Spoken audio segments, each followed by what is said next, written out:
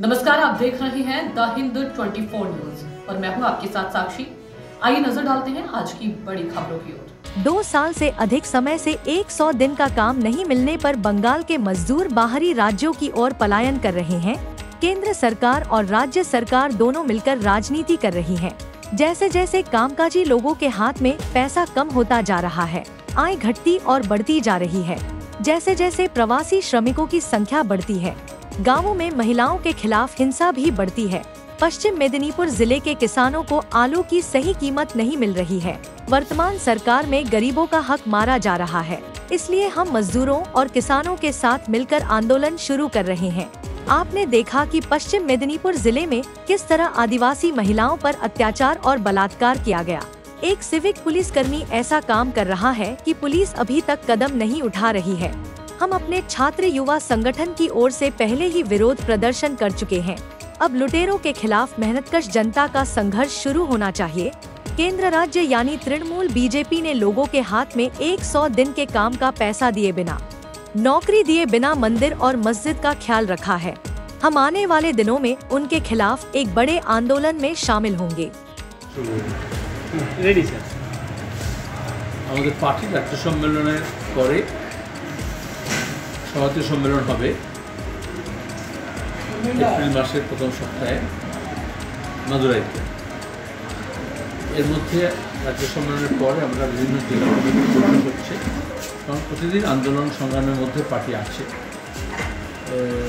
এখানে পশ্চিম মেদিনীপুর আজকে জেলা কমিটির বৈঠক শেষ হচ্ছে। আমাদের আশা আমাদের 20 এপ্রিল শ্রমিক, কৃষক, ক্ষেত্রমজুর, বস্তি সংগঠনগুলো মেহনতি মানুষের জমায়েতে ডাক দিয়েছে, আমরা সমর্থন করছি। এবং যারা খেটে খাওয়া মানুষ, তাদের অধিকার ক্রমাগত খর্বিত হচ্ছে, তাদের আয় কমছে, ব্যয় বাড়ছে। কৃষকও এই জেলায় আন্দোলন করতে হয়েছে, আলুর দাম তারা পাচ্ছে না, সারের দাম বাড়ছে।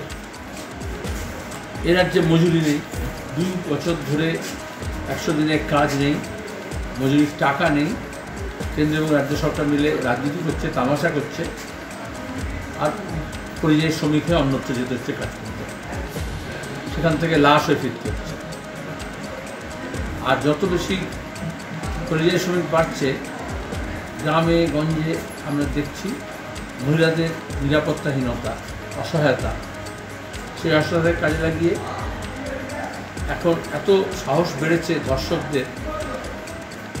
তৃণমূলের ঝান্ডা নিয়ে অঞ্চল সভাপতি হয়ে সে আনন্দ উচ্ছ্বাস প্রকাশ করতে গিয়ে ধর্ষণ করেছে। আপনারা মকরমপুরের ঘটনা জানেন, তৃণমূলের অঞ্চল সভাপতি আজ পর্যন্ত গ্রেপ্তার হয়নি। আমাদের মহিলা সমিতি, ছাত্র যুব সংগঠন, পার্টি তরফ থেকে আমরা প্রতিবাদ করেছি এবং চালিয়ে যাব। সে মহিলাকে স্থানান্তরিত করা হয়েছে চিকিৎসার স্বার্থে, আর এখান থেকে আবার সরিয়ে নেওয়া হলো।